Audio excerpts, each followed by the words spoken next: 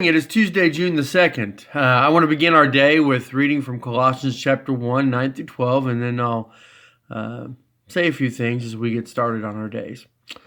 For this reason also, since the day we heard of it, we have not ceased to pray for you, and to ask that you may be filled with the knowledge of His will and all spiritual wisdom and understanding, so that you will walk in a manner worthy of the Lord, to please Him in all respects, bearing fruit in every good work, and increasing in the knowledge of God, strengthened with all power according to His glorious might, for the attaining of all steadfastness and patience, joyously giving thanks to the Father who has qualified us to share in the inheritance of the saints in light. I love sports. I think everybody that knows me knows that, and one of the things that you'll see in sports and a lot in the culture is this look at me attitude.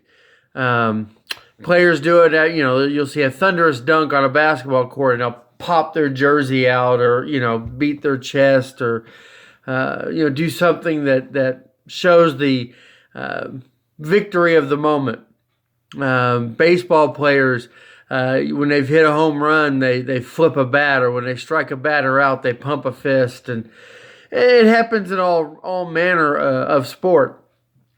Well, we haven't seen as much of that lately in the last couple of months because there's not been a lot of sports out there.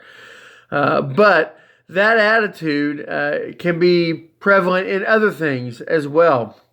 The look at me attitude is a dangerous one. Ask Ananias and Sapphira. When they saw Barnabas get all sorts of praise and honor for an offering that he gave, they actually came with their own offering, which in and of itself wasn't bad, but claimed it was something that it wasn't. And in claiming that it's something that it wasn't, they had lied to the Holy Spirit, they had lied to the church leadership, and were doing it for their own selfish gain.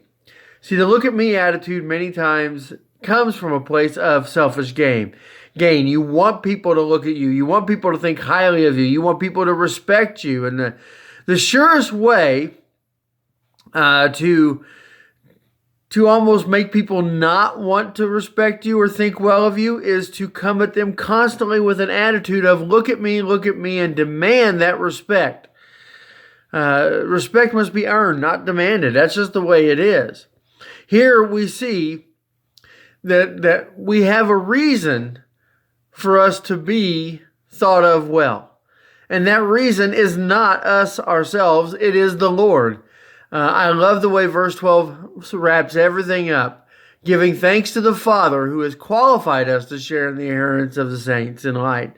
How did He qualify us? He sent His Son to take our place on the cross. It's not because we did anything special in and of our own right. It's not because we were such wonderful people to begin with. In fact, it says, while we were still sinners, God sent His Son. So it wasn't because we had to be so good for God to do this. God did it because He loved us. Now, because God did this, we are now able to gain the knowledge of His will and have that understanding through His Word. We are able to please Him in all respects of our life. And those are the things that we need to focus on. It should never be about, look at me, look at me, look at me. It should be about, look at Him in His glory. The things that we're able to do, the things that we're gifted to do, the things that we are privileged to do, we're able to do in His name and by His might. When we do that, we give the glory to where it really belongs, and that is to the Lord. And when we do that, more often than not, we find ourselves in that humility being exalted. And that's exactly what Jesus said. He who humbles himself will be exalted. I want you to look around today and remember that it's in His glorious power that we're able to do anything in this life. Humility is more impressive a lot of times than accomplishments are. Let the Lord be what you exalt in. Have a great day. We'll see you tomorrow.